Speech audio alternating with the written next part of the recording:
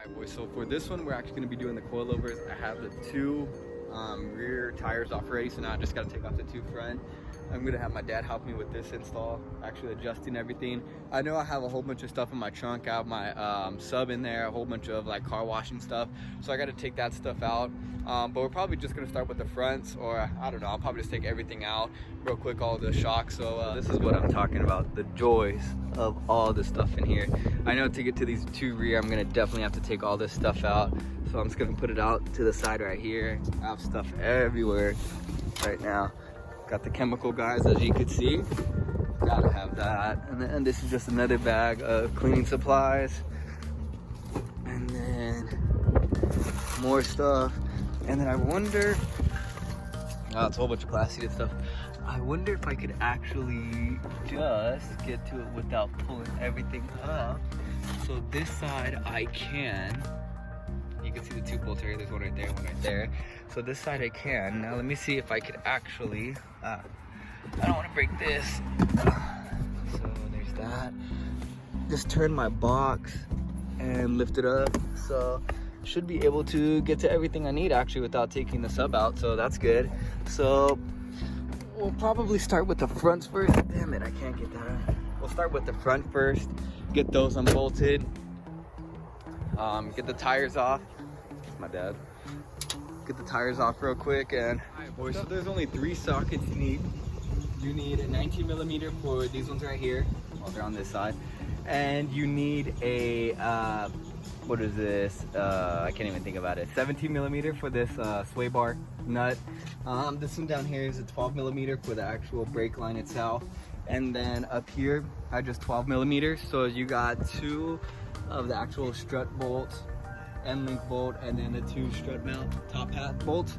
So we just got to take those out real quick. So yeah, let's go.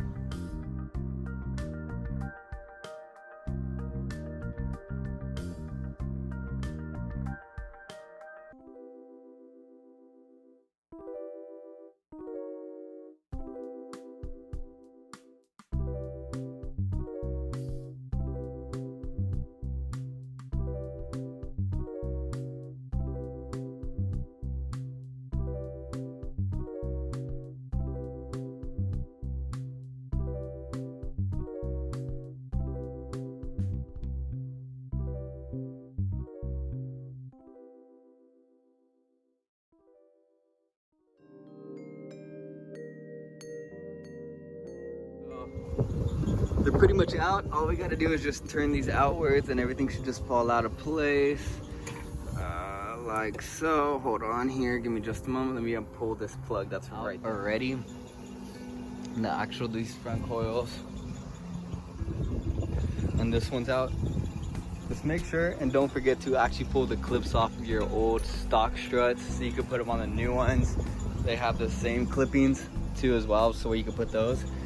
And since we're right here and the sway bar is actually loose, we're gonna put the new end links on real quick.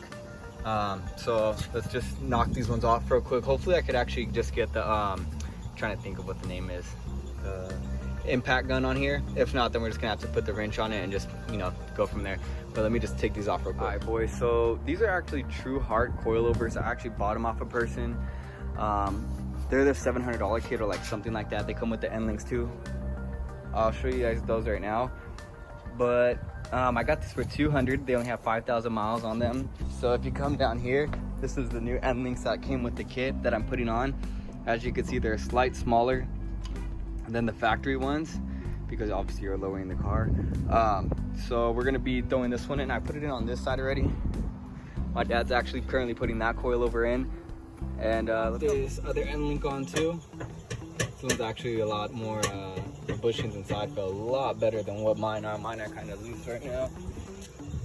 They're really loose actually. So I'm glad I got those ones. That front end's gonna change too just because these are super, super loose. So with that out, my dad's currently over here working on these ones. We actually don't have spanner wrenches. Wrenches. They didn't come with the actual kit itself. The ones that I have with my Honda don't have them, or well, they're not big enough, small enough, I don't even know.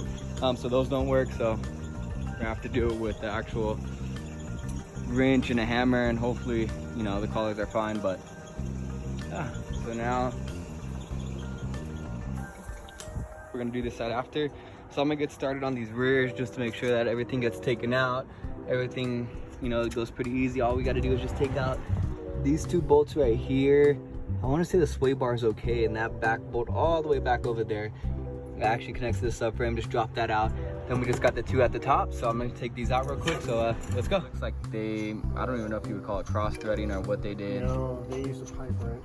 They used a pipe wrench on a coilover instead of the spanner wrenches that came with it, it looks like, because they're all fucked off. I haven't seen these ones yet.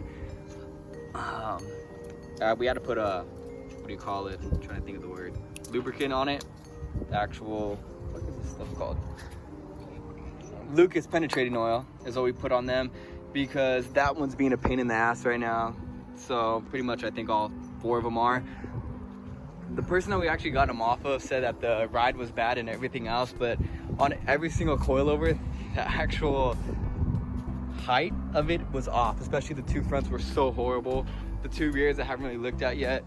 But as far as it right now, I'm trying to just get these back stock OEM springs off. So just gonna finish up with that. And guys, I'm so glad I have my dad here with me helping this, because honestly I would never figure this shit out, to be honest. I would never, not with coilovers. This shit's too confusing. I don't know how none of it works. Don't do it if you know it, work with it. Yeah, I don't know how to do this shit. That's why I leave it up to him. I'll do everything else, just not anything with ride height, anything with the actual suspension, I won't fuck with. But so finally we got it. Well, he got it, not me. He had to file down the threads with just a filer to make sure that all the threads were actually spin. So from what it looks like, these people didn't know what the fuck they were doing, to be honest. But so I'm gonna get these rear ones out now. And yeah, all right guys, so the last people that had this coilover kit literally did positive camber all the way around. Look at this, this is horrible. Yeah, buddy, look at this. It looks like my damn Jeep. Look at this. They look damn near the same. So we're going to try to adjust it. Well, I'm gonna see if I can adjust it real quick and go from there. So, also guys, they had the left on the right and the right on the left, the actual coilovers. I'm not even too sure who installed these or why they installed them, but Jesus. You know what you're doing, do it. If you don't fucking touch it. I still gotta attach the bolt for the actual sway bar. We adjusted this one right now for our base adjustment. We're trying to mirror it on this side too. I got the lower control arm right here out so far. I just need to get the top 2 bolts that are at the top just unloosen those. They'll drop right out. And then this side, I'm currently about to take this one off. The biggest, longest thing about these whole coilovers were that because those actual threads, like I said in the first place, were jacked off and everything, so we had to basically fix it. My dad had to fix everything, and basically I'm just sitting back here watching, you know, learning a few things. It's my first time actually doing a coilover install, so I'm glad he's here with me. He also helped me with the Hondas, but the Honda was completely different. They were just coilover sleeves, so they were a lot different. So rears, because they were completely off, we got them in. I just gotta bolt them up. But as far as everything now, everything else is bolted up in the front. So now I just gotta wait for my dad to adjust those. Like I said, I don't really like to touch them. I don't really like to touch the ride height or anything like that. I get skeptical over it because I don't want to mess anything up, but this little boot right here is kind of like jammed up. So let me see if I could get this to come down.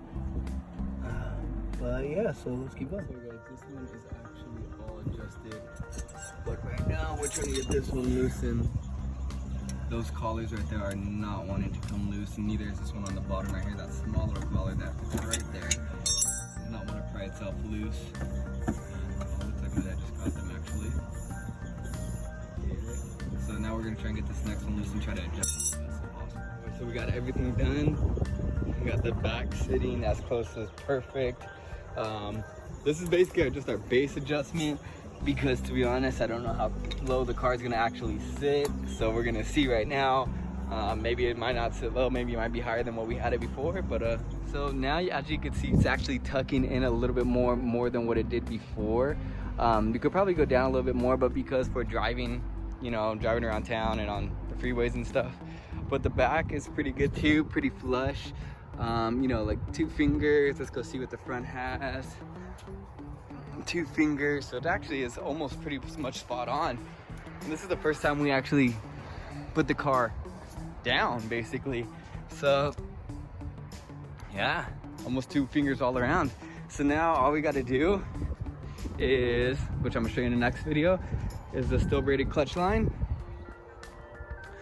Put it where the rubber is. You can see it over there. And then we max out all the camber, boys. So I'm super fucking stoked about this. I'm so ready to drive it, but before I drive it, I'm gonna have to do that clutch line. But yeah,